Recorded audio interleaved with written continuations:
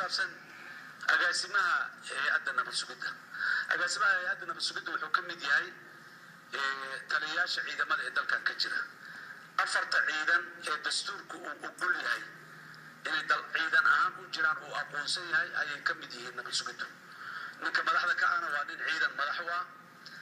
in xilka laga qaadaa agaasimana markii ugu horeysay oo dalkan soo marto ama laga qaado ma aha.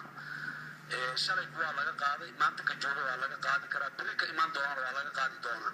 marka ma arko wax khalaaqal iyo qalalaasa ka jiro. nidaam unbaa jira iyo xeerar oo nidaamka dowladda u dejiyey marka la magacaabayo oo la samaynayo iyo marka xilka laga qaadayba looga qaado.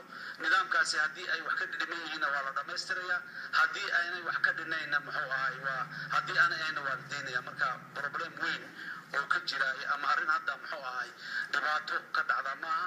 muwaadin Soomaaliyeed oo ahay hadduu fiicnayne boqolaal kaloo fiicana dalka loo joogto ilaahay idankiis. laakiin maanta hay'adda way dhisan tahay, waajibaadkeediina way gudanaysaa, magacaabistiisa iyo ka qaadistiisana xeerarka ay leeyihiin loo maraya insha Allah haddii alla yiraahdo.